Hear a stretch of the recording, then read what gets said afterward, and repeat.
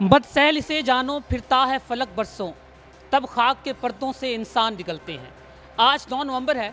हमारे साथ एक बहुत ही बाकमाल शख्सियत मौजूद हैं। वो बड़े निडर साफ़ी हैं, बहुत अच्छे ड्रामा राइटर हैं, इसके अलावा बहुत बाकमाल तजिया निगार हैं।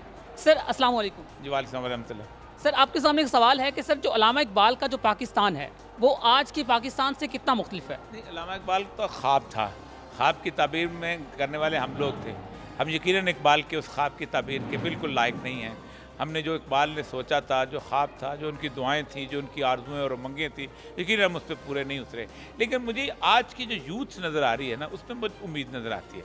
उसकी वजह यह है कि जो मेरा दौर था ना, मुझसे और मुझसे पहले का दौर, इनमें के अंदर थोड़ी बहुत ग़ुलामी रची बसी हुई थी। इनको अंग्रेज़ की उस एटिकेट्स, अंग्रेज़ के हालात वालात उन्होंने बहुत ज़्यादा कमज़ोर किया हुआ था। आज का नौजवान जो मुझे लगता है इकबाल का असल नौजवान आज का नौजवान है। सर आज के नौजवान तक जो इकबाल की तालीमात है वो हम कैसे पहुँचा सकते हैं? देखिए, पहली बात तो यह है कि पूरी दुनिया के अंदर हर कौम का एक नेशनल पोएट होता है, उसको बाकायदा बचपन से पढ़ाया जाता है, दुनिया पूरी में पढ़ाया जाता है। शेक्सपियर कहाँ नहीं पढ़ाया जाता, गोएटे कहाँ नहीं पढ़ाया जाता, शेखूफ कहाँ नहीं पढ़ाया जाता, मोस्ता कहाँ नहीं पढ़ाया जाता, ये सब पढ़ाया जाता है। मिल्टन कहाँ नहीं पढ़ाया जाता, हमारे यहाँ नहीं पढ़ाया जा रहा है। एक ज़माने में हमने बचपन में पढ़ा था, दोबारा उसको पढ़ाना चाहिए। अगर नहीं पढ़ाया जाए तो बाकी पूरी तौर पे, जिसे कहते हैं एक कैंपेन के तौर पे, एक मुहिम के तौर पे पूरी दुनिया के अंदर उसको पढ़ाया जाना चाहिए। सर आज मैंने तकरीबन जो स्टूडेंट्स हैं हमारे मास्टर लेवल के, बीएस लेवल के, उनसे मैंने सवाल किया कि अल्लामा इकबाल कब पैदा हुए थे, और मुझे तकरीबन 75% बच्चों ने गलत बताया। फिर मैंने उनसे पूछा कि उनके वालिद का क्या नाम था। नो वन इज़ देयर जिसने मुझे बताया कि उनके वालिद का क्या नाम था।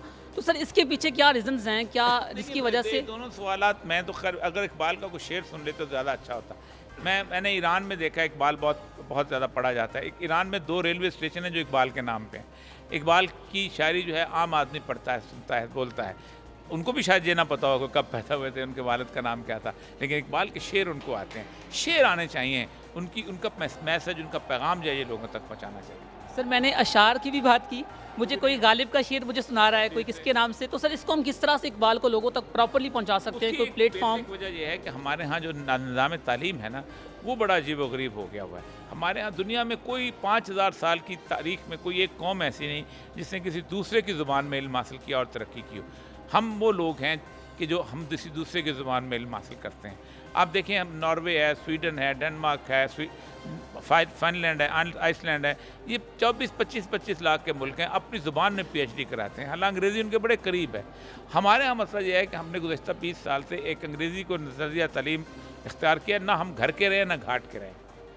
सर जब मैं यहाँ पर आ रहा था सर, आपका मुझे एक फ़ैन मिला, I was about 60 years old. उसने एक सवाल छोड़ा, उसने कहा कि सर से आपने ये सवाल लाजमन पूछना है कि मुल्क पाकिस्तान के अंदर जब भी कोई वज़ीर है या फिर मतलब कोई भी हमारा वज़ीर आज़म है, सदर है, उसकी डेथ होती है, उसे कत्ल किया जाता है या फिर शहीद किया जाता है, तो उसके कातिल का पता क्यों नहीं चलता? उन्होंने ये सवाल मुझे स्पेशली कहा कि आपने उनसे कहना है कि आपके एक फ़ैन ने पूछा, तो इसका वो जवाब दें। कि जॉन एफ कैनेडी का कातिल पता चल गया? अगर उसका अमेरिका का कातिल नहीं पता चल गया तो हम तो बहुत छोटा सा मुल्क है। Thank you so much sir, बहुत शुक्रिया।